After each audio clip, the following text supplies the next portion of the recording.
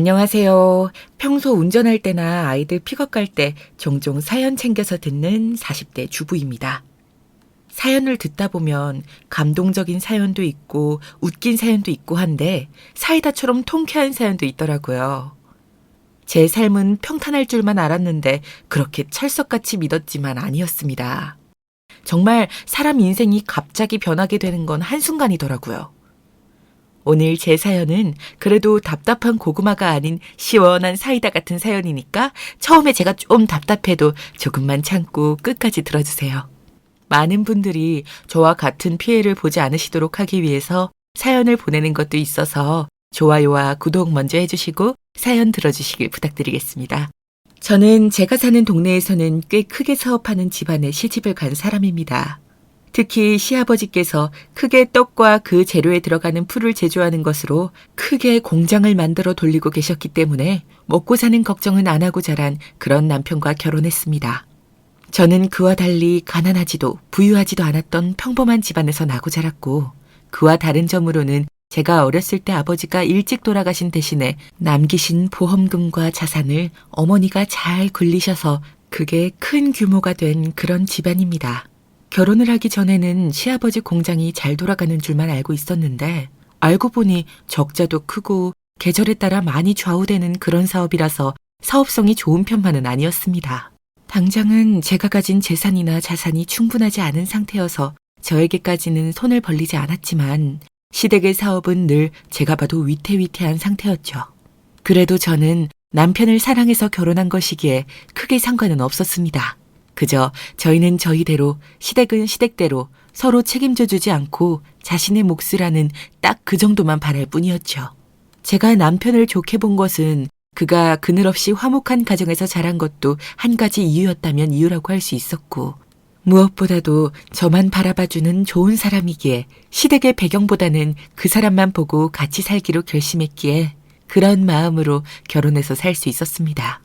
그와 저 사이에는 예쁜 딸 하나가 생겼고 저의 가장 소중한 최고의 보물이자 자랑거리가 되어 애지중지 저희 딸을 키우는 데 전념했습니다.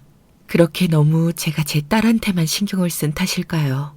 저희 어머니가 아픈 줄도 모르고 발견했을 때는 이미 췌장암 말기라서 손을 쓸 수도 없는 상태였습니다. 저는 그동안 어머니에게 신경을 못 썼다는 죄책감과 괴로움으로 계속 뜬 눈으로 밤을 지새우며 눈물이 마를 날이 없었습니다. 하지만 엄마 앞에서는 절대 눈물을 보이지 않으려고 노력했습니다.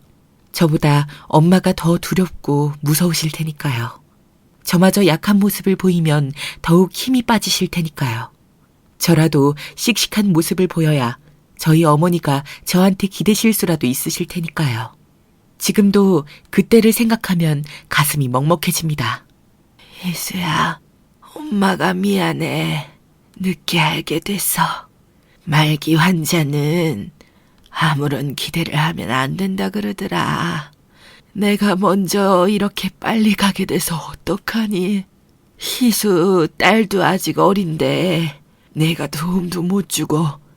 아이고, 아빠도 일찍 가고 나까지 이렇게 가버리면 우리 희수 불쌍해서 정말 어떡하니.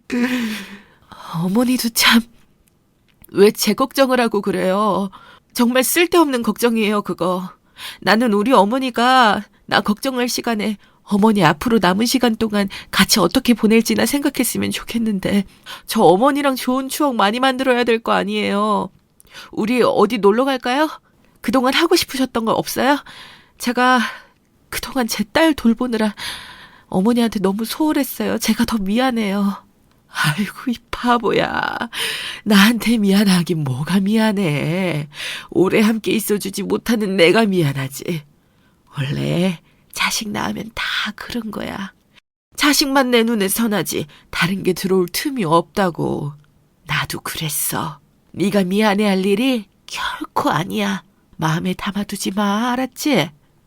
그래도 내가 어머니한테 더 잘했어야 되는데, 더 챙겼어야 되는데 정말 미안해요, 어머니.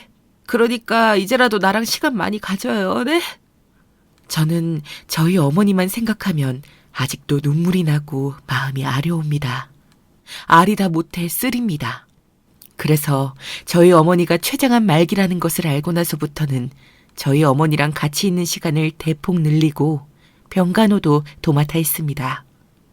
저는 외동딸이었기 때문에 저와 엄마는 서로에게 유일한 가족이었거든요. 남편도 저의 이런 사정을 이해해주고 저녁마다 와서 같이 이야기하고 더욱더 저희 어머니와의 시간을 많이 가지려고 노력했습니다. 저 대신 저희 딸은 당분간 시댁에 내려가 있을 수밖에 없었고요. 남편이 출근한 시간 동안에는 딸을 봐줄 수 있는 마땅한 사람이 없었으니까요. 여보, 우리 민영이는 시댁에 보내놓을 테니까 너무 걱정 말고 장모님 옆에서 큰 힘이 되어드려. 장모님한텐 여보밖에 없잖아. 난 괜찮으니까 내가 민영이한테 필요한 건 다 틈날 때마다 시댁에 가져다 놓고 할 테니까 우린 너무 걱정 마. 그리고 당신 몸 상하지 않게, 아픈 장모님 따라서 아프지 않게 컨디션 조절 잘하고. 그럴게. 역시 여보뿐이다. 세심하게 챙겨줘서 고마워, 여보. 그럼 우리 민영이 좀 잘 부탁할게. 시댁에는 상황 설명 좀 잘 해줘. 갑자기 민영이 맡기게 돼서 죄송하다는 말도 꼭 전해드리고. 여보도 참 당연하지. 그런 거 너무 신경 쓰지 마. 우리 엄마랑 아빠는 민영이 너무 좋아하시니까 오히려 같이 오래 있을 수 있다고 좋아라 하실걸? 그러니까 미안해하지 말고 지금은 장모님 생각만 하자. 알았지? 응, 여보. 덕분에 조금 힘이 나는 것 같네. 정말 고마워. 여보만 믿고 난 우리 어머니한테 가볼게. 사랑해. 세심하게 바로 저를 챙기고 딸 민영이를 시댁에 보내는 것까지 일사천리로 움직여주고 배려해주는 남편 덕분에 저는 별 걱정 없이 문제없이 저희 어머니 곁을 지킬 수 있었습니다. 저와 남편의 이러한 노력에도 저희 어머니의 떠날 날을 늦추는 것은 역부족이었나 봅니다. 얼마 못 가서 저희 어머니는 금방 돌아가시게 되었고 어머니가 저에게 남기신 유산은 자그마치 10억이 되었습니다. 저는 그 큰 돈을 당장 쓸 곳도 없었고 어떻게 관리해야 할지 생각도 못하고 있어서 벙쪄 있었는데 남편이 알 수 없는 미소를 짓더군요. 그때 알아봤어야 하는데 그때는 제가 잘못 봤나 보다 했습니다. 그냥 넘어갈 수밖에 없었습니다. 그런 걸로 따지고 싸울 힘이 없었거든요. 그저 어머니를 잃었다는 슬픔, 결국 혼자가 되었다는 생각에 너무나 서글퍼졌습니다. 나의 영원한 조력자를 잃은 기분, 저의 세상의 존재 이유가 사라진 그런 기분을 아시나요? 저희 어머니가 돌아가셨을 때 저는 딱 이런 기분이었습니다. 그렇게 저희 어머니 장례를 치르고 며칠이 지났을까요? 기껏해야 이틀, 길면 3일밖에 안 지난 이 시점에서 어떻게 알았는지 저한테 대뜸 시아버지와 시어머니가 찾아오셔서 위로는 못 해주실 망정 제가 어머니에게 받은 유산을 사업자금으로 빌려달라는 게 아니겠어요? 제가 어떤 기분이셨을지 상상이나 가시나요, 여러분? 저는 정말 기가 막히고 코가 막히는 심정으로 그게 지금 제 앞에서 하실 말씀인가요? 라고 소리를 지를 뻔한 걸 겨우 넘기고 어이없는 표정으로 시어머니와 시아버지에게 답했습니다.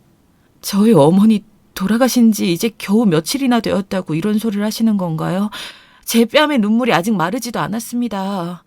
그런 이야기는 삼가주시면 안 될까요? 아니, 우리는 뭐 이렇게 말하는 게 쉬운 줄 아니? 어른이 이야기하면 곱게 들을 것인지 지금 꼬박꼬박 말대답하는 거야? 어디서 배운 버르장머리니? 아휴, 그래서 그 유산 10억은 어디다 쓰려고? 생각해둔 곳이 있으면 꿈도 꾸지 말거라. 이 할망구가 우리 며느리를 왜 이렇게 쥐잡듯이 잡어? 남들이 보면 오해하기 딱 좋겠소. 새아가 미안하구나. 다쪼고짜 우리가 이런 말을 해서 당황스러울 거란 거 안다. 하지만 우리 집안도 지금 많이 어려운 상황이란다. 너도 잘 알잖니. 한시가 급해서 이렇게 오게 되었어. 너 우리 정훈이 사랑하잖니. 정훈이 생각해서라도 우리한테 빌려줄 수 없겠니? 아버님 말씀해 주신 내용 저는 저희 어머니 돌보고 보내드리느라 전혀 알지 못했어요. 우선은 죄송합니다. 제 생각이 짧았던 것 같아요. 그렇지만 이렇게 갑자기 말씀하시면 저는 너무 당황스럽고 그렇게 도움드리기도 어려운 게 사실입니다. 죄송해요. 시어머니께서 저한테 다짜고짜 막무가내로 떼를 쓰듯이 말씀하시길래 차갑게 거절하려다가 시아버지께서 그래도 예를 갖춰서 정중하게 부탁하시길래 저도 정중하게 거절 의사를 말씀드릴 수 있었습니다. 그렇게 마무리하려고 하고 있는데 어디서 튀어나왔는지 도움이 안 되는 남편이 평소에 제 남편이라면 하지 않을 그런 발언을 씨부리더라고요.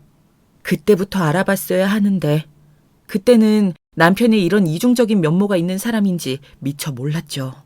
여보, 우리 아버지가 이렇게까지 말씀하시는데 얼마나 위급한 상황이길래 이러겠어. 우리는 가족이잖아. 이 정도도 도움도 못 줘? 그리고 그냥 달라고 하는 게 아니잖아. 빌려주는 거잖아. 가족 좋다는 게 다 뭐겠어? 없는 돈 대출받아서라도 빌려주는 게 가족 아니야? 그런데 우리가 없는 거 빌려달라고 하는 것도 아니고 여보한테 갑자기 생긴 그 유산 10억을 빌려달라고 하는 거잖아. 아니, 여보는 어떻게 여기... 그리고 가족이라서 이렇게 다 빌려줘야 된다는 건 난 다르게 생각하는데... 잠시만. 그래, 세아가. 10억은 세아가에게 갑자기 생긴 돈이잖니? 다른 것도 아니고 세아가가 물려받은 유산인데 우리가 빌려주면 그대로 10억만 다시 돌려주겠니? 이자까지 넉넉하게 얹어서 주마. 은행보다 더 나은 수준으로 줄 테니 절대 손해보는 일은 없을 거다. 내 약속할 테니 지금은 우리를 먼저 도와주겠니? 우리는 가족이고 함께 더불어 살아가야 되지 않겠니? 시아버지께서 이렇게까지 말씀하시는데 제가 거기다 대고 무조건 안 돼요. 이러지 마세요. 빌려드릴 수 없어요. 차라리 은행에 넣고 손해는 보지 않겠어요. 라고 말씀드릴 수는 차마 절대 없더라고요. 그래서 결국 울며 겨자 먹기의 심정으로 저희 어머니가 저에게 남기신 유산 10억을 빌려드리게 되었습니다. 그때 차용증을 꼭 썼어야 했는데 가족끼리 그리고 저한테 그렇게 말씀하신 게 아직도 생생할 만큼 그렇게 간곡히 부탁하셔서 절대 제가 못 받을 일은 없을 거라고 철석같이 믿었습니다. 그리고 저도 어찌되었든 시댁과 가족인데 가족을 위해 돕는 일이라고 생각하고 가족이 잘 되면 저도 잘 되는 길이 맞는 거니까요. 그래서 빌려드리고 사업이 잘 되길 누구보다도 바라고 있었습니다. 그 바라는 것에서 그치는 것이 아니라 이 사업이 잘 되려면 제가 도움을 드릴 수 있는 건 최대한 도와드려야겠다는 생각으로까지 번졌습니다. 그래서 틈이 날 때마다 일도 도와드리고 정리하는 거, 서류 쓰는 거 등등 무일푼으로 도움을 드렸습니다. 저도 어머니를 그렇게 보내드리고 이제 저에게 모실 가족은 시아버지, 시어머니이기 때문에 더욱더 사업이 잘 되길 바라게 되었습니다. 다행히 제 딸 민영이가 어린이집에 갈 나이 정도가 되자 사업이 조금씩 빛을 보기 시작했고 저는 딸을 어린이집에 맡긴 시간에는 아예 출근을 해서 민영이를 데려와야 하는 시간 전까지 더욱더 시아버지 사업에 뛰어들었습니다.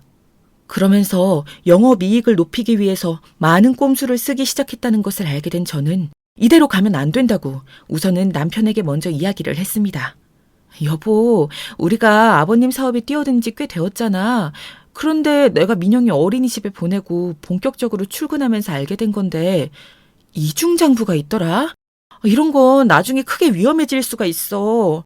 그 외에도 영업이익 높이려고 꼼수 쓴 것도 몇 개 보이던데. 물론 영업이익도 중요하고 당장 가져가고 싶은 돈이 많은 건 알겠는데 그래도 기업이라서 이렇게 운영하면 안 되는 거거든. 그러니까 여보가 아버님한테 잘 말씀드려서 여보가 뭔가 오해하는 거야. 우린 정도를 지켜서 경영하고 있다고. 그렇게 가까운 가족부터 의심하면 이 세상 어떻게 살아가려고 그래. 여보한테 정말 실망이다. 난 우리 가족 사업 어떻게든 열심히 일구어 보려고 이렇게 밤낮으로 노력하는데 여보는 의심이나 하고 있었던 거야? 그럴 시간이 있으면 떡 만드는 노동에라도 동참해. 그게 여보한테 더 잘 어울려. 뭐라고? 아니, 내가 이미 두 눈으로 똑똑히 봤다니까, 여보? 이건 숨긴다고 될 게 아니라서 나중에 세무조사라도 들어오면 어떻게 해결하려고 이래. 나는 만약을 대비해야 된다고 생각해서 얘기해 주는 건데 어떻게 내 마음을 이렇게 무시하고 비하할 수가 있어. 나야말로 너무 실망이야. 아니, 무시하고 비하한 게 아니라 그렇게 느꼈다면 미안해. 나는 여보가 너무 예민하게 반응하길래 나도 모르게 요즘 힘들고 피곤해서 여보에게 그런 말이 나갔나 봐. 미안해. 이렇게 올 수 있었던 게 어쨌든 여보가 장모님 유산 주셔서 가능했던 건데 여보한테 항상 고마운 마음 가지고 있어. 정말이야. 여보, 요즘 변한 것 같아. 다른 사람 같다고. 나야 뭐 여보 믿고 싶은 마음이지만 일이 힘들어서 그런 건지 피곤해서 그런 건지 나한테 가끔씩 너무 차가워. 이거 내 기우일까? 솔직하게 말해줘. 그건 여보의 괜한 걱정이야. 우리 민영이 곧 데리러 갈 시간 아니야? 얼른 가서 민영이 데려오고 저녁 준비해요. 난 회사에서 좀 더 일하고 갈게. 예민하게 굴어서 미안. 정말 피곤하고 정신없어서 그래. 본격적으로 가업에 뛰어드는 게 이렇게 힘든 줄 사실 몰랐어. 앞으로는 내가 주의할게. 알겠어, 여보. 고마워. 난 민영이 데리고 먼저 집에 가 있을게. 남편이 조금 이상하긴 했지만 점점 차가워지고 날이 선 태도를 보였고 예민하게 굴었지만 정말 갑자기 뛰어든 시댁가족 사업에 남편도 힘들겠구나 생각을 하며 넘기려고 했습니다. 퇴근 후 피곤한 몸을 이끌고 다시 민영이와 시간을 보내고 돌봐주는데도 지칠 대로 지치긴 했었거든요. 뭔가 그런 쎄한 느낌을 감추지는 못했지만 애써 외면해왔죠. 그때 바로 잡았어야 하는데 그러질 못한 게 한이 되네요. 그렇게 3년이 더 지났을까요? 저희 딸 영민이가 유치원을 졸업할 때가 되고 초등학생이 되자 드디어 이제는 동네에서 제일 잘 나가는 사업체가 되어 그야말로 사업으로 성공을 한 상태가 되었습니다. 이렇게 달려오는 동안 힘들었던 일들이 주마등처럼 스쳐 지나가며 그래도 성공을 하니까 제 일처럼 너무 행복하더라고요. 물론 저희 시댁 일이니까 당연히 제 일이기도 했지만요. 이렇게 팽당하기 전까지는 말이죠. 매출 목표치에 달성하고 시댁 회사에서 온 동네 사람들을 불러서 축하 파티를 하고 그 다음날 갑자기 시아버지와 시어머니가 저만 따로 불러서 할 이야기가 있다고 하시더라고요.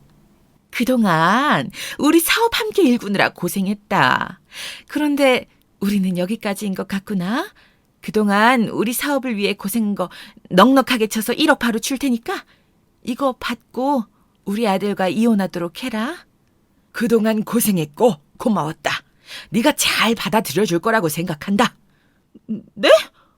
어머님, 아버님, 이게 대체 무슨 소리세요? 이혼이라뇨? 그리고 1억이라뇨? 제가 8년 전에 어머니 유산으로 받은 10억 그대로 다 드렸잖아요. 그런데 고작 1억이요? 그동안 제가 무일푼으로 일한 것도 잊으신 건가요? 언제적 10억을 들먹이는 거니? 가족을 위해서 그냥 준 거 아니었니? 원래 투자라는 게 그런 거지. 가족끼리. 나는 그래도 생각해서 1억이라도 챙겨주려고 했는데 이혼하고 나면 너 혼자 민영이 어떻게 데리고 살라고 그러니? 키울 능력 없으면 놓고 가라. 우리가 키우마. 어머니! 정말 너무하시네요. 화장실 들어갈 때랑 나올 때 마음이 이렇게 다를 수가 있나요? 그것보다 더 심하시네요. 그때는 제발 도와달라고 하시더니 아버님 뭐라고 말 좀 해주세요. 네? 10억 도움받은 건 고맙지만 우리가 다시 새아가 너한테 돌려줄 이유나 의무는 없는 게 사실이잖니? 우리 입장에서는 1억도 많이 무리해서 챙겨주는 거란다. 잘 생각하렴, 새아가. 저한테 어떻게 이러실 수가 있으세요? 두 분 다 정말 너무하시네요. 1억이요? 제가 10억을 드린 건 그냥 드린 게 아니라 빌려 드린 거잖아요. 그리고 이혼이라뇨? 저는 남편한테 들은 이야기가 아무것도 없다고요. 이혼? 절대 안 할 겁니다. 저랑 그이는 아직 사랑하는 사이고 민영이도 아빠 없이 키울 순 없어요. 갑자기 돌변하는 시아버지와 시어머니의 태도에 질려버린 저는 말도 안 되는 일이라며 왜 그러시냐고 따져 물었습니다. 그리고 이혼이라니요? 남편한테 미리 들은 말이 아무것도 없고 그동안 저에게 차갑게 대했던 것들이 눈앞을 스쳐 지나갔지만 설마 않을 거야 했던 것들이 생각나긴 했습니다. 그래도 이런 기막힌 일을 제가 받아들일 수는 없잖아요. 여러분이 저라면 어떻게 하셨을 것 같나요? 정신이 혼란스럽고 절대 이혼은 안 된다고 이야기하고 있던 그 순간에 원수 같은 남편이 들어와서 이 상황을 정리하는 개 같은 발언을 합니다. 미리 말 못해서 미안한데 나 다른 사랑하는 사람이 생겼어. 나 그 사람이랑 살려고 계속 준비하고 있었고 이제 못 헤어질 이유까지 생겼어. 우리 아이가 생겼거든. 더 이상 당신이랑 엮이고 싶지 않아. 그동안 고마웠고 미안하다. 1억 받고 깔끔하게 사라져줘. 부탁할게. 뭐? 나한테 어떻게 이래? 네가 어떻게... 그러면 그동안 바람을 피고 있었던 거야? 그래서 나한테 그렇게 차갑게 굴었던 거였어? 몇 년 동안? 네가 사람이니? 인간의 탈을 쓴 짐승이지. 그리고 겨우 1억으로 날 보내버리려고 한 거였어? 내가 그 당시 우리 어머니 유산으로 10억을 빌려준 거잖아. 증거 있어? 차용증도 안 썼는데 당신 말 누가 믿어주는데? 아우, 세상 물정을 몰라도 너무 모르는 것 아니야? 당신 차용증 없이 이거 증명할 수 있을 것 같아? 빌려준 게 아니라 그냥 준 거잖아. 그렇게 우리 가족 모두가 증언할 텐데 당신이 무슨 수로 10억을 다시 받아낼 수 있을까? 조용히 곱게 1억으로 보내줄 때 깔끔하게 안녕하자니까. 왜 그렇게 말귀를 못 알아들어? 어? 내가 여기까지 꼭 내 입으로 말해야겠어? 어머니 유산으로 10억을 빌려준 대가가 이런 거였다니. 날 버리려고. 몇 년 전부터 계획하고 있었던 걸 나만 몰랐네, 나만. 그런데 이거 어쩌나? 우리 사촌 오빠가 부장검사인 줄은 꿈에도 몰랐지. 각오해. 내가 당하고만 있나. 그걸 내가 믿을 것 같아? 결혼식 때도 못 본 사촌 오빠가 어디서 갑자기 튀어나오기라도 한다는 거야? 아우, 말도 안 되는 말 늘어놓지 말고 1억이나 먹고 떨어져 줘.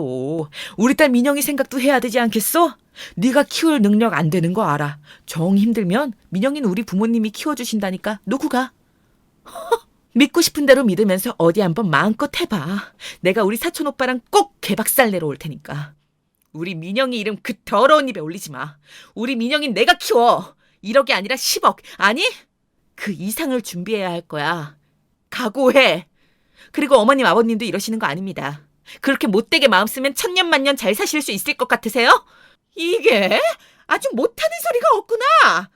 어딜 감히 시어머니 시아버지를 협박하려고 들어. 얼른 썩 나가렴. 다시는 돌아오지 않아도 되게 잘 챙겨서 나가야 할 거야. 전부 버릴 거거든. 네 마음대로 짓거리렴. 이제 아무런 상관없는 사이잖니 이제. 정훈이하고 이혼하고 그럼 너와의 관계도 끝나는 거니까 우리가 지금 1억 챙겨줄 때 더럽고 치사하다고 생각해도 받고 떠나렴. 그게 여러모로 나중에 후회하지 않을 길이야. 정말 가증스러운 집안이군요. 아버님도 그렇게 안 봤는데 정말 유감입니다. 이런 집안에 민영이를 맡기면 퍽이나 잘 크겠네요. 제가 데려갑니다, 민영인. 그리고 당신, 앞으로 우리 민영이 얼굴 볼 생각 꿈에도 하지 마.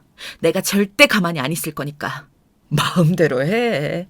난 새 집 차려서 살 거니까.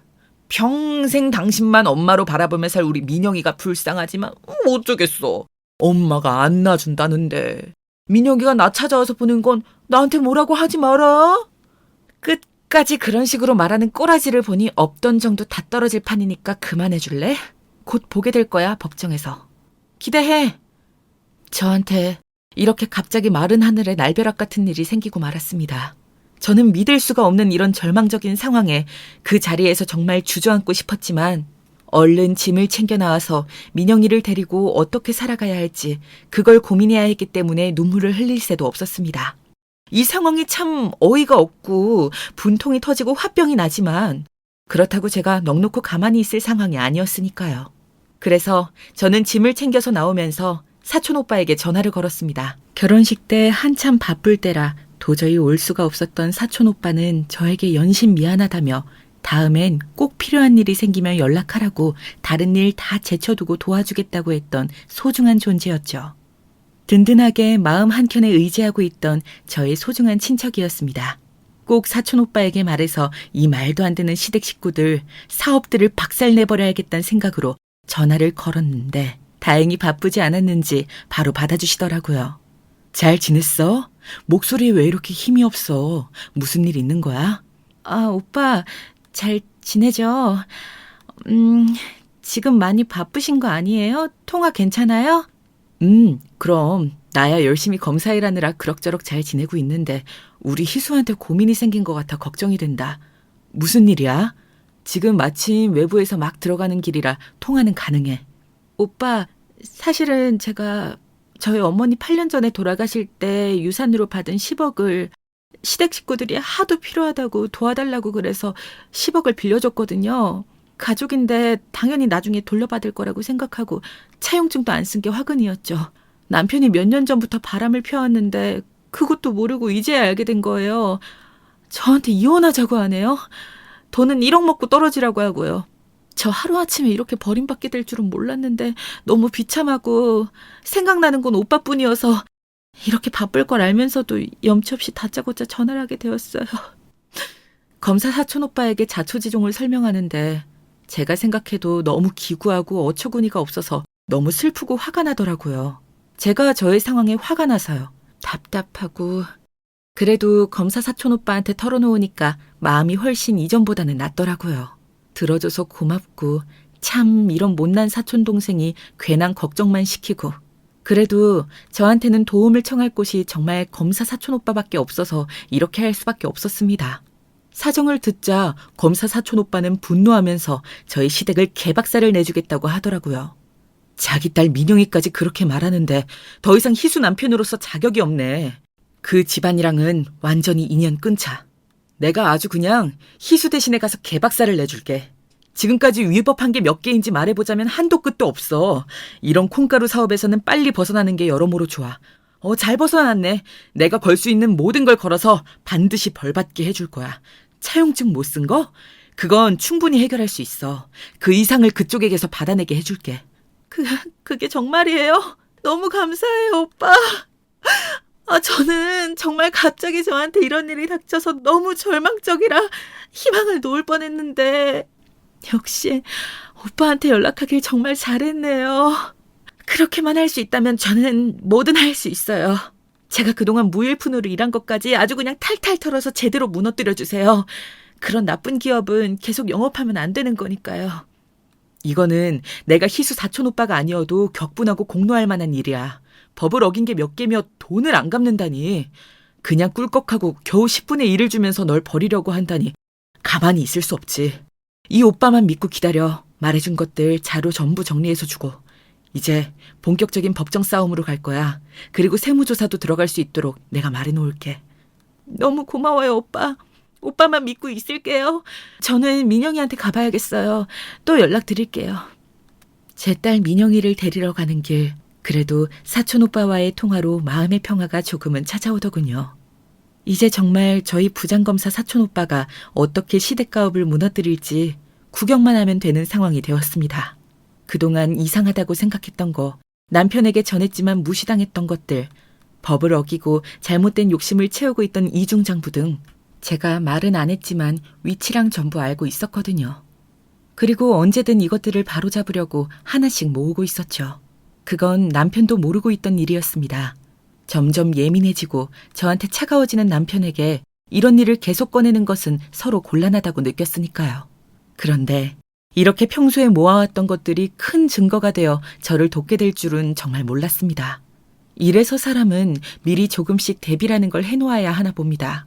물론 우리 가족 다 잘 살자고 열심히 도왔던 시댁 사업을 무너뜨릴 만한 비밀을 내놓고 제 손으로, 아니 저희 사촌 오빠의 손으로 무너뜨리는 일이 마냥 통쾌하기만 한 일은 아니었습니다. 하지만 저에게 그동안 해왔던 만행들을 생각하면 꼭 반드시 그렇게 해야만 제 속이 풀리고 우리 민영이도 앞으로 돈 걱정 덜하면서 떵떵거리며 키울 수 있을 것 같았습니다. 소송과 세무조사는 정말 일사천리로 진행이 되었습니다. 바로 다음 날 남편에게 전화가 온 것을 보면 말이죠. 야, 너 어떻게 그게 사실일 수가 있어? 부장검사님이 너네 사촌 오빠라며? 그동안 우리 사업체에서 해왔던 위법사항들 언제부터 이렇게 준비해서 뒤통수를 친 거야? 이러려고 준비했던 건 아닌데 내가 바로 잡자고 했을 때 바로 잡았어야지. 이젠 늦었어. 그렇게 법을 어겨가면서 니네 가족 배때기만 불리기 몇 년이야. 내 10억은 물론이고 다 토해내야 할 거야. 세무조사도 잘 받고. 뭐? 세무조사까지 온다고? 안 돼. 내가 잘못했어. 빌라고 하면 내가 싹싹 빌게. 그러니까 제발 멈춰주면 안 될까? 그게 지금 나한테 할 소리니? 정말 듣던 개소리 중에 제일 웃긴 개소리라서 소리내서 안 웃을 수가 없네.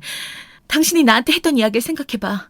몇 년 동안 날 돌보듯 벽보듯 그렇게 대했을 때 난 정말 당신이 하는 말을 믿고 싶었어. 그래서 나 몰래 바람을 핀다는 건 정말 알고 싶지도 않았고. 이렇게 배신을 한 게 누군데 그래? 이제 돌이킬 수 없어. 자업자득이고 인과응보라고 생각해. 너네 사촌 오빠 좀 어떻게 막아주면 안 될까? 제발 부탁이야. 내가 바람핀 거? 그래, 나 잘못했어. 10억은 미안해. 1억으로 퉁치려고 한 거 우리의 잘못이야. 내가 아버지한테 말씀드려서 10억 다시 돌려드리라고 할게. 과징금에 추징금까지 하면 우리 사업 다 무너질 수도 있어. 그건 당연한 거고 10억을 내가 빌려준 거지. 너네 가족한테 그냥 줬다고 말하는 어제의 뻔뻔함은 어디 간 거야? 나한테 차용증 없으니까 아무 증거도 없다고 발뺌한 게 고작 어제야.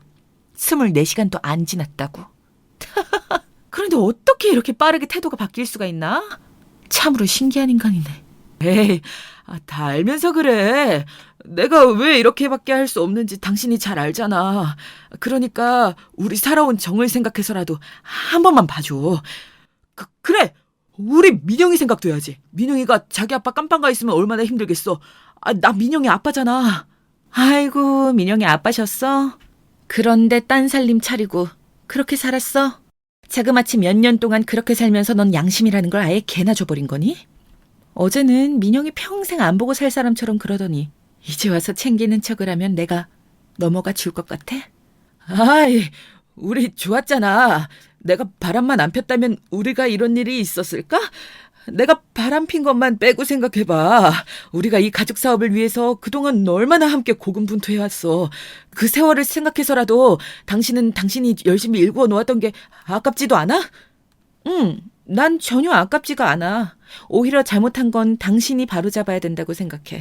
과징금, 추징금을 내는 한이 있더라도 나한테 10억을 다시 돌려주는 건 충분히 가능할 거거든. 우리 사촌 오빠랑 이야기 다 끝났어. 넌 길바닥에 나앉을 준비나 해. 절대 타협은 없어. 이게 맞는 거잖아. 이게 정이잖아?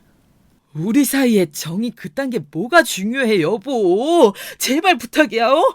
지금 우리 아버지 쓰러지시기 일보 직전이야. 엄마도 완전 노발대발하고 계셔. 공장 돌리지도 못하고 있고 아주 아수라장이 되었다고. 일하던 사람들도 다 도망가고. 그게 바로 너의 현실이지. 나랑은 상관없는 일이야. 우린 이혼할 사이잖아? 잘못했어. 끊지 마, 제발. 지금 어딨어? 내가 갈게. 됐어, 사양할게. 남편네 회사는 크게 손해를 보고 원래대로 내야 했던 세금을 더 많이 내고 그동안 법을 위반했던 내용에 대해 처벌을 받게 되었습니다.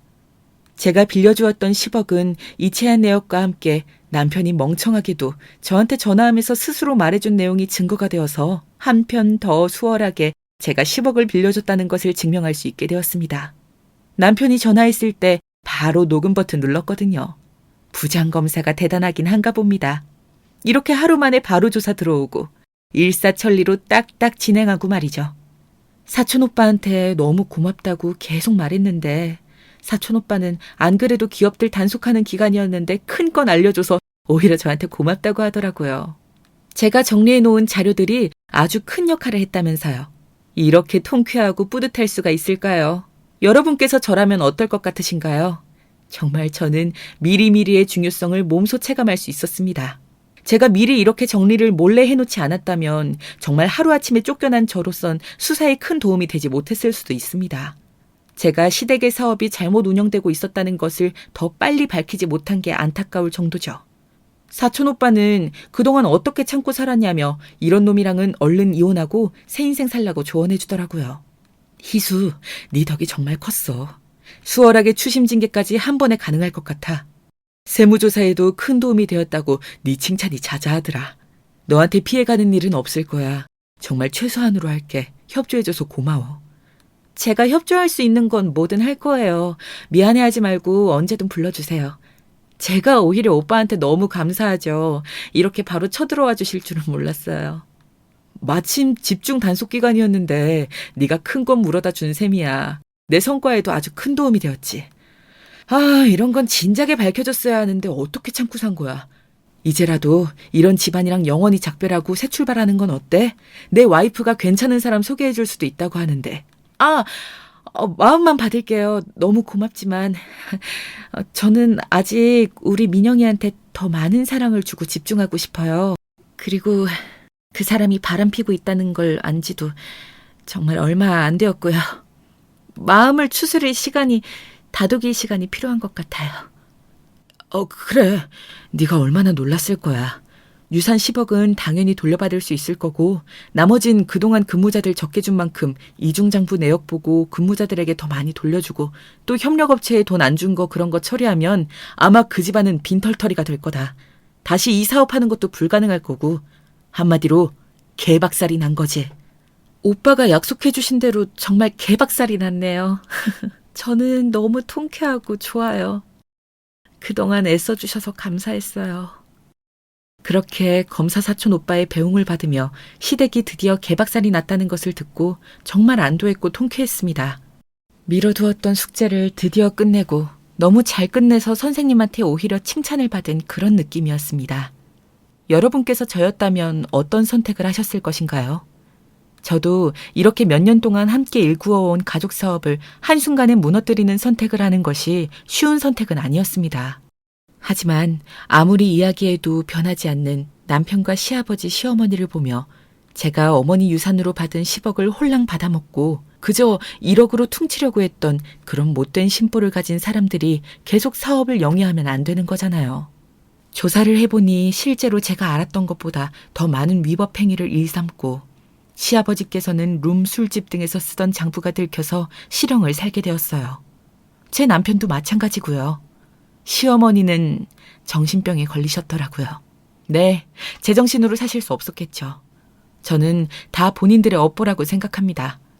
남편과 새살림을 차렸다던 그 여자는 룸술집에서 만난 꽃뱀으로 이 집안이 홀랑 망한 걸 알자 애를 지우고 튀었다고 하더라고요. 참, 가지가지 하죠.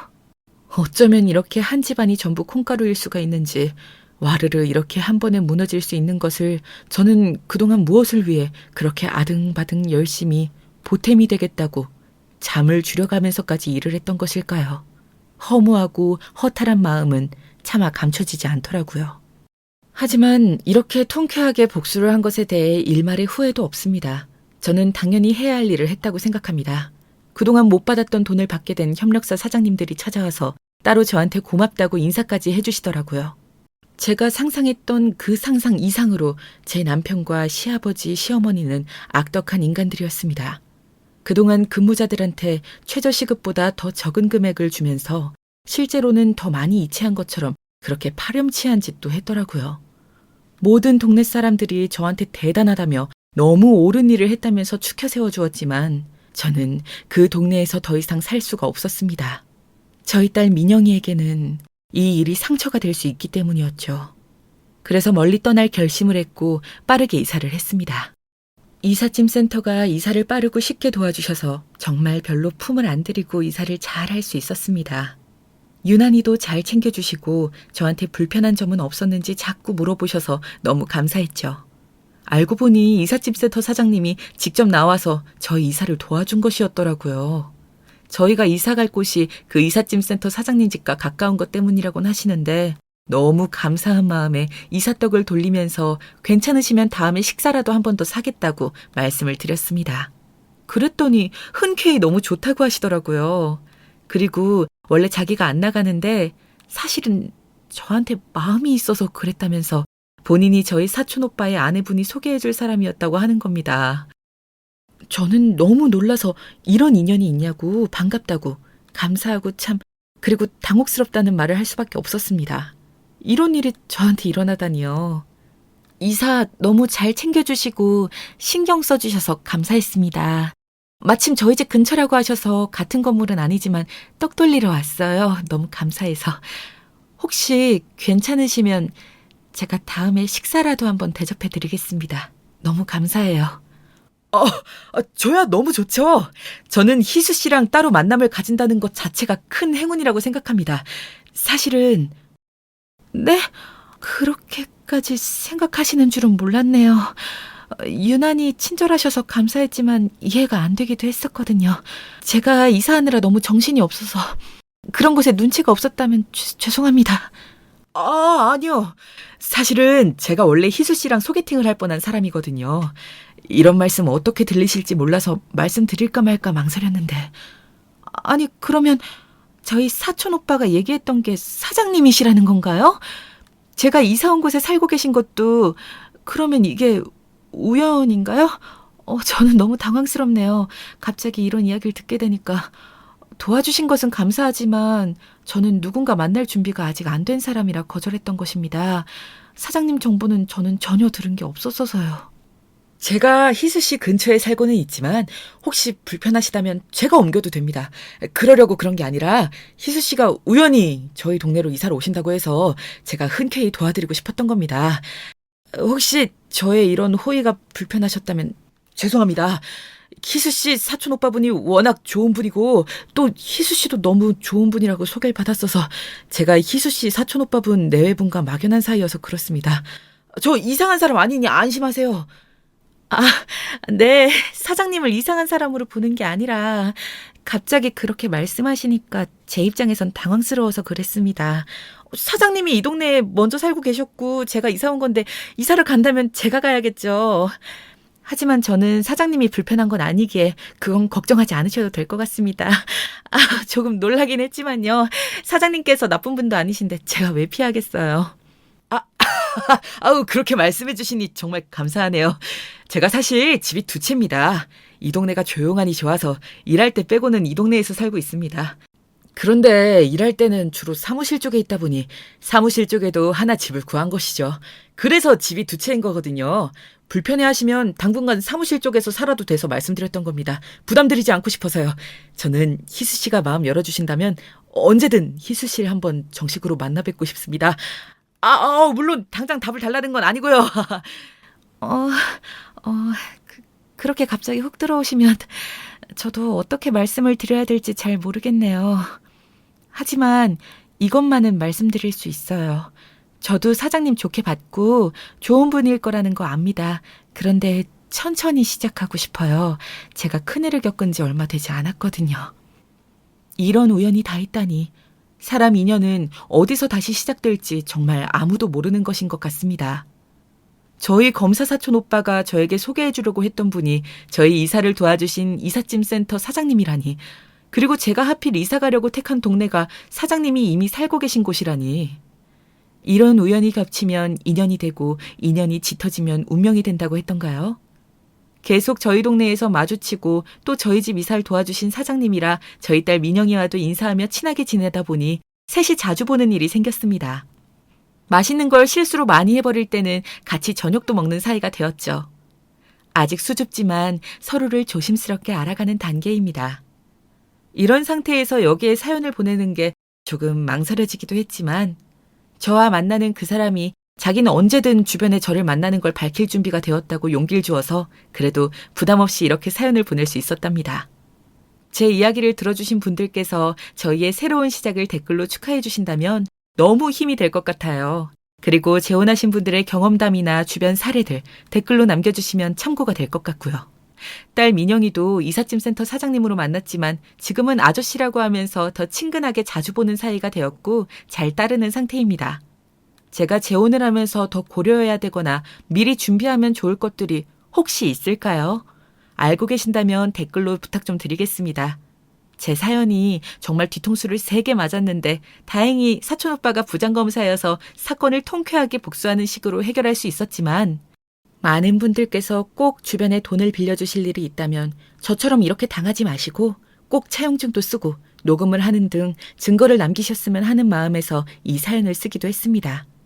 유산이 생겨도 절대 그대로 말씀하시지 마시고요. 믿었던 사람들에게 배신을 당하면 쓰리고 아픈 것을 떠나 정말 가슴이 찢어지고 무너지는 게 한순간이더라고요.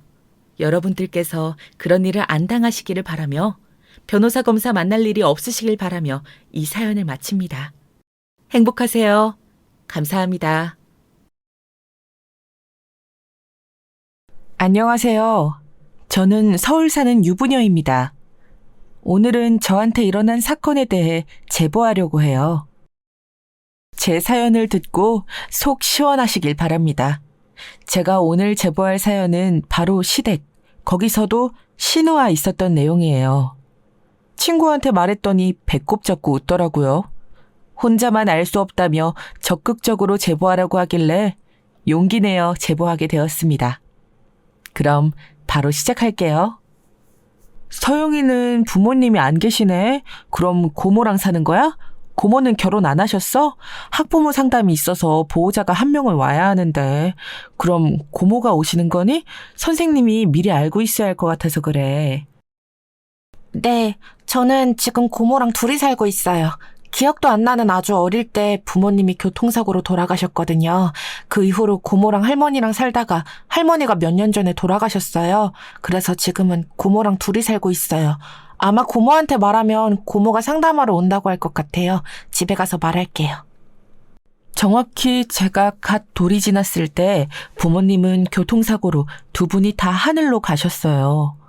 저도 그 차에 타고 있었는데 몸이 작아 가까스로 살아남았다고 하더라고요. 물론 멀쩡하게 살아남은 것은 아니래요. 워낙 큰 사고라 병원에 오래 입원했다고 고모가 그랬습니다. 너무 한순간에 고아가 된 저는 할머니와 고모와 셋이 살았는데 할머니가 돌아가시고는 고모와 둘이 살았죠. 아유, 그러면 당연히 내가 가야지. 고모가 네 보호자인 거 모르니? 알겠으니까 그건 걱정하지도 마. 아무튼 주말에 그러면 학교 안 가니까 고모랑 백화점 가자. 내가 서영이 너한테 어울리는 원피스를 하나 봤어. 그거 입어보고 어울리면 사자. 그리고 쇼핑하고 맛있는 것도 먹자. 고모는 매우 쾌활했고 저를 진심으로 아껴주었어요. 고모한테도 유일한 가족이 저였거든요. 그렇게 우리는 서로 제일 친한 친구로 지냈습니다. 고모는 자유로운 영혼이었는데 저를 많이 예뻐했어요. 우리 서영이 얼굴을 보면 새언니랑 우리 오빠 얼굴이 딱 반반이라 신기해. 조금 있으면 기일이니까 찾아가자. 서영아, 고모가 부족해서 미안해. 오빠네 부부한테 나중에 하늘 가서 부끄럽지 않으려고 최선을 다하는데 쉽지 않다. 무슨 소리야. 고모는 이미 최고야. 내 친구들은 오히려 나를 부러워해. 나는 그리고 고모가 나를 버리지 않고 이렇게 책임진 것만으로도 얼마나 감사한지 몰라. 그러니까 그런 소리는 하지 마. 어머, 서영이는 다 컸다. 막 걷기 시작했을 때가 난 아직도 기억나는데 언제 이렇게 큰 거야?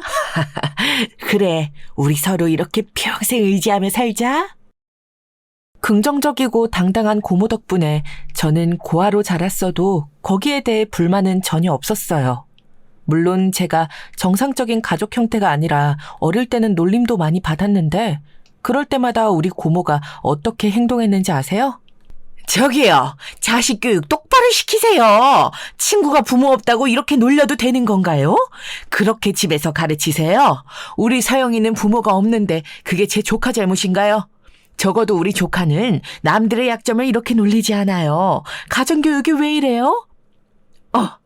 뭐라고요? 아니, 그렇다고 여자애가 이렇게 친구를 때려도 되는 건가요? 우리 애만 잘못한 건 아닌데요. 부모가 없으니까 그것도 모르지. 그쪽에는 부모가 있어도 그렇게 개념이 없네요. 우리 서영이 잘못한 거 전혀 없어요. 야, 너 한 번만 우리 서영이 괴롭히면 나 가만히 안 있어. 알겠어? 서영아, 가자. 저는 아직도 저를 놀린 남자애의 집에 가서 당당하게 따지던 고모의 얼굴이 생생해요. 지금 생각하면 그때 고모의 나이도 어렸는데 대단하다는 생각뿐이랍니다. 이런 고모 덕분에 저는 부모님이 없어도 당당하게 살 수 있었어요. 물론 부모가 있는 기분이 어떨지 궁금하기는 했죠. 그렇다고 죽은 부모님이 돌아오는 것은 아니니 그럴 때마다 마음을 다잡았습니다. 고모와 서로 둘이 의지하며 살다 저는 성인이 되었어요. 제가 대학에 입학하고 자취할 집을 구하자 고모는 저를 불러앉히고 진지하게 말했습니다. 서영아, 이제 너도 성인이니까 고모가 할 말이 있어. 사실 고모가 만나는 사람이 있는데 네가 걱정되어서 이제껏 숨겼거든. 그 사람이 고모한테 결혼해서 미국을 가자고 하는 상황인데 너만 괜찮으면 고모가 미국에 가도 될까? 물론 미국에 가서라도 1년에 한 번은 꼭 너를 보러 올 거야. 고모, 당연하지. 나는 고모가 내가 성인이 될 때까지 기다렸다는 게 너무 감동이야. 고모는 할 만큼 했으니까 미국 가서 고모 인생 살아. 그동안 나 키우느라 고생 많았어. 진짜 고마워. 고모가 오지 않더라도 내가 미국에 가서 고모를 볼 수도 있잖아? 나는 걱정하지 마. 고모는 제가 성인이 되는 것을 계속 기다렸다고 하더라고요. 그리고 저와 깊은 얘기를 나눈 후에 결혼해서 남편과 같이 미국으로 갔습니다. 서운하거나 그러지는 않았고 당연한 거고 오히려 고모한테 고마운 마음이 들었어요. 그래서 성인 이후로 저는 혼자 살게 되었습니다. 야, 서영아. 아무리 간호학과가 공부량이 많다고 하지만 너는 너무 도서관에서 사는 거 아니야? 미팅도 하고 그래야 대학생이지. 내가 마침 체육학과에 아는 사람이 있어서 미팅 잡아왔어. 거기 같이 나가자, 응? 미팅? 나는 그런 데 관심 없는데. 그리고 체육학과면 운동하는 애들 아니야? 나는 운동하는 사람보다 공부하는 사람이 더 좋아. 야, 그래도 일단 나가봐. 너 입학하고 한 번도 미팅 나간 적 없잖아. 내가 물 좋은 애들로 구해올 테니까 딱 기다려. 그냥 재미로 하는 거야, 재미로. 저는 대학에 입학했는데 전공은 간호학과였어요. 고모와 상의하고 결정한 전공이었는데 공부량이 매우 많았습니다. 그래서 공부하느라 노는 데에는 관심이 없었죠. 고모가 학비를 대주었고 미국에서 종종 용돈을 보내주기는 했어도 생활비가 많이 모자랐거든요. 그래서 일하느라 공부하느라 매우 바쁜 대학 생활을 보냈습니다. 그런 저를 안타깝게 여긴 친구가 미팅에 같이 나가자고 했어요. 그리고 그 미팅에서 저는 처음으로 남자친구를 사귀게 되었습니다. 운동하는 사람이라 키가 크고 몸이 아주 좋았어요. 성격도 남자답고 무심했지만 예민하지 않고 덤덤한 모습이 좋더라고요. 처음 사귄 남자였는데 생각보다 사귈수록 성격이 매우 잘 맞았습니다. 그래서 제가 대학을 졸업하고 병원에 취업하자마자 남자친구는 저에게 청혼했어요. 오빠, 내가 그동안 일부러 말하지 않았었는데 나 사실 부모님이 안 계셔. 오빠랑 결혼까지 하게 될 줄은 몰라서 나도 굳이 말 안 했던 거야. 부모님 얼굴도 기억이 안 나고 어릴 때는 그래서 고모가 날 키워주셨어. 지금은 고모가 미국에 가 계셔. 아무튼 내 말은 이런 가족 관계여도 괜찮아? 그게 뭐? 서영아, 나는 아무렇지도 않아. 나는 네가 좋아서 결혼하고 싶은 거야. 부모님 없이 크느라 너도 마음고생 심했겠다. 그동안 왜 말 안 했어? 조금 더 일찍 말했으면 내가 그 아픔을 나누었을 텐데. 오빠, 그렇게 말해줘서 너무 감동이야. 사실 고모랑 친구처럼 친했고 날 엄청 챙겨줘서 결핍이 있지는 않아. 오빠가 괜찮다니 다행이긴 한데 부모님은 괜찮으실까? 그래도 혹시 모르니까 말씀드려봐. 우리 부모님? 야, 서영아, 우리 엄마랑 아빠 그런 편견 가득한 사람들 아니야. 얼마나 마음씨가 고운 사람들인데, 그러니까 그런 걱정은 전혀 안 해도 돼. 큰 소리를 치며 본인 부모님은 그런 사람들이 절대 아니라고 주장하는 남자친구를 보며 저는 안심했어요. 물론 너무 어려서 그때는 순진했던 거죠. 남친의 말을 믿고 저는 그대로 시댁에 인사를 가게 되었습니다. 그리고 그날 밤 집에 돌아와서 엉엉 울었어요. 제가 시댁에 처음 갔던 날 무슨 일이 있었는지 아세요? 그런데 간호사면 우리 아들 내조하기 힘들지 않으려나? 원래 운동선수들 아내는 집에서 열심히 내조하거든. 나는 그게 조금 걱정이 되네. 에이, 엄마, 당연히 그만두겠지. 간호사가 뭐 대수야? 결혼하면 당연히 아내는 남편에게 희생하는 게 도리 아니야? 설마 일을 계속하려고 하는 건 아니지, 옳게? 아, 저는 결혼해도 일을 그만둘 생각은 없어요. 그렇지만 희성 씨가 제가 필요한 순간이 있으면 언제든지 도움을 줄 생각을 하고 있습니다. 그게 결혼 생활이니까요. 뭐? 그럼 결혼하고 계속 일한다는 거야? 그럼 우리 동생은 누가 챙겨? 막말로 올케는 가족도 없는데 그냥 일 그만두고 내 동생 뒷바라지 하는 게 맞을 것 같은데. 누나! 왜 자꾸 그런 소리를 해? 그리고 서영이가 평소에도 나 많이 챙겨준단 말이야. 그러니까 그렇게 말하지 마. 오늘은 서영이 그냥 엄마랑 아빠한테 얼굴 보여주고 결혼 허락 구하려고 온 거야. 네 누나가 틀린 말을 한 건 아니잖아. 엄마도 현실적으로 걱정이 되기는 해. 아무튼 그건 차차 얘기해보자. 그나저나 결혼이 애들 장난도 아니고 얘기가 나와서 말인데 듣기론 사돈 부모님이 아예 안 계신다고 들었고 고모가 키워주셨다고? 네, 돌쯤에 부모님이 돌아가셨고 그 이후에 할머니랑 고모랑 살았어요. 그러다 할머니가 돌아가시고 나서는 고모가 저를 키우셨습니다. 그래서 가족은 고모 한 명뿐이에요. 우리 쪽에서는 매매는 힘들어도 전세로 아파트는 마련해 주려고 했는데 그럼 혼수는 가져올 수 있나? 부모님이 없다니까 지원 부분은 어떤지가 궁금하네. 사실 결혼할 때 제일 중요한 게 이거니까. 제가 지금 사회 초년생이라 모은 돈이 많지는 않아요. 그래도 학비는 고모가 다 내주셨고 저 결혼할 때도 지원을 해주신다고 듣기는 했습니다. 자세한 사항은 고모랑 얘기하고 알려드릴게요. 올케는 내 동생 만나서 인생 역전하겠네. 원래 여자들은 남자 한 명 잘 만나면 이렇게 팔자가 완전히 바뀐다니까? 그래도 양심상 혼수는 가득 해오고 예단도 두둑하게 준비해야 해, 알지? 우리 부모님이 돈을 밝히는 사람들은 아닌데 그래도 사람의 도리라는 게 있잖아. 마치 면접을 보는 분위기라 저는 차려진 음식을 잘 먹지도 못했습니다. 사실 무슨 음식이 있었는지도 기억이 안 나요. 그저 숨이 막히는 분위기였고 얼마 먹지도 않았는데 체했던 기억은 납니다. 그냥 딱 봐도 시부모님과 시누이는 저를 마음에 들어하지 않았어요. 고모와 연락해서 서러운 감정을 토해냈죠. 우리 서영이 결혼하면 고모가 당연히 혼수는 해줄 거야. 그런데 왜 이렇게 침울해? 무슨 말이라도 들은 거야? 고모는 네가 결혼한다고 했을 때 얼마나 좋았는데. 혹시 부모 없다고 뭐 어떤 말 들었니, 서영아? 고모한테 말해.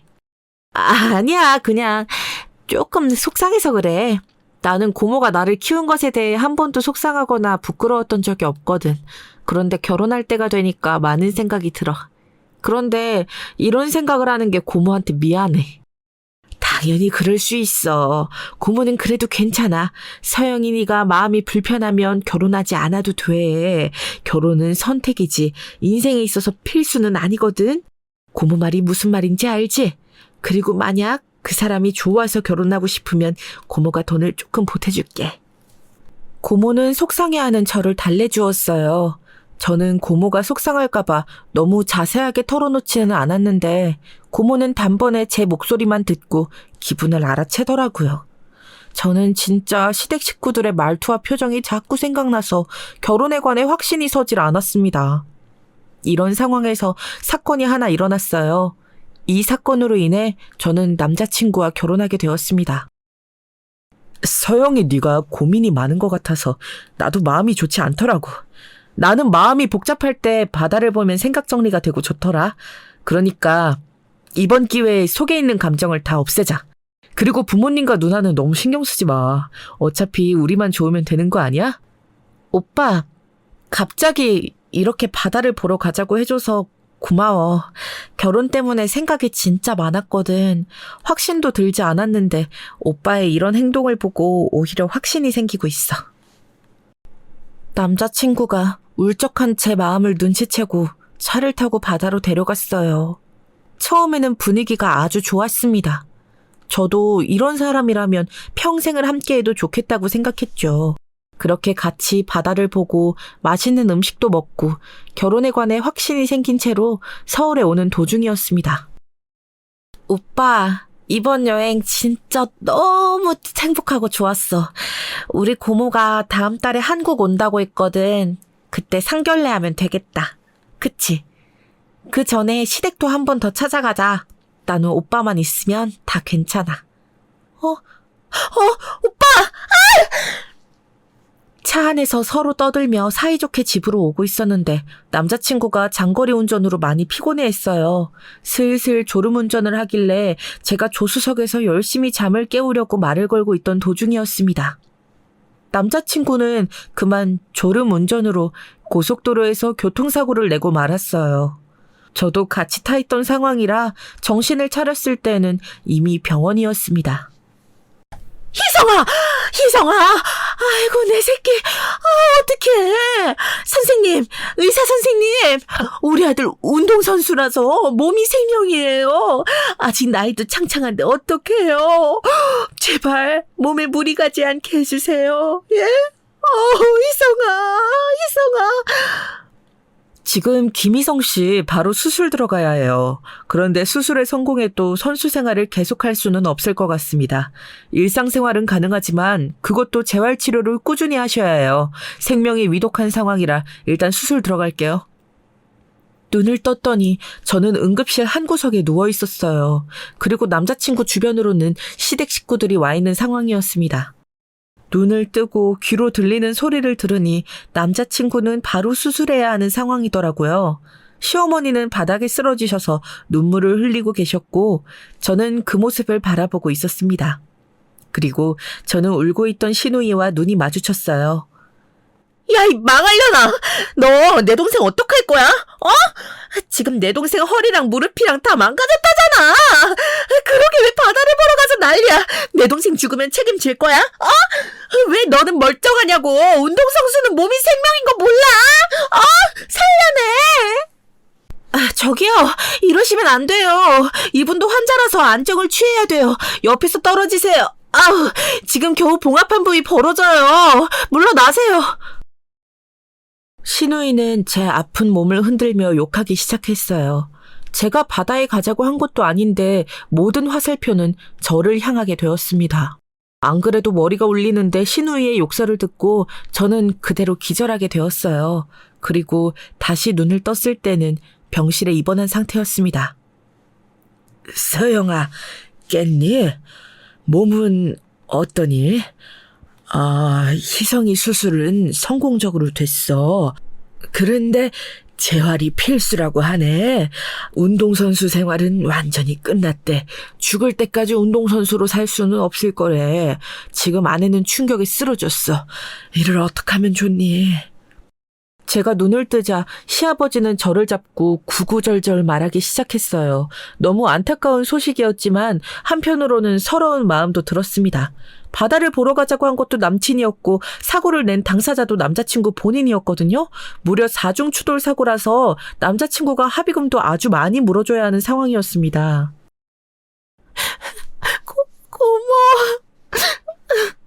고모, 나 지금 교통사고로 입원했어. 고모가 너무 보고 싶어. 남자친구는 수술했는데 이제 운동선수 생활은 끝이래. 그런데 나도 몸이 아파. 고모 보고 싶어. 뭐라고? 서영아, 고모가 당장 갈게. 어디 입원한 거야? 고모, 지금 공항 갈게. 그러니까 조금만 기다려. 알았지? 아유, 어떡해. 서영아, 괜찮아. 일단 진정하고 고모가 공항 도착해서 연락할게. 복잡한 마음으로 저는 고모에게 연락해서 상황을 설명했어요. 제가 울면서 사고가 났다고 하니까 고모는 전화를 받자마자 바로 한국으로 오셨습니다. 그 전에 남친도 정신을 차렸고 시어머니도 깨어났어요. 서영아, 괜찮아? 미안해. 괜히 내가 바다를 보러 가자고 해서 너까지 이렇게 다쳤네. 내가 좀 더 조심했어야 하는데. 지금 아빠한테 들으니까 합의금도 장난 아니더라. 나 이제 내 인생 어떡해. 나는 이제 살 희망이 없어. 내 인생은 끝났어. 끝나긴 뭐가 끝나. 무슨 소리야, 오빠. 정신 차려. 일단 몸 재활이 가장 우선이야. 선수는 못해도 일상생활은 해야 하잖아. 그러니까 희망 잃지 말고 재활하는 데 힘을 쓰자. 남자친구는 수술이 끝나고 더 선수 생활을 못한다고 하자 심하게 우울해했어요. 종일 울면서 재활도 하지 않았죠. 이런 상태에서 고모가 병원에 도착했는데 어쩌다 보니 상견례를 하기도 전에 첫 만남이 병원에서 이루어지게 되었습니다. 서영아, 괜찮아? 고모가 얼마나 놀랐는지 알아. 나 진짜 비행기에서도 네 걱정을 하느라 아예 못 잤어. 이게 무슨 일이야? 그래서 몸은 이상 없대? 괜찮대?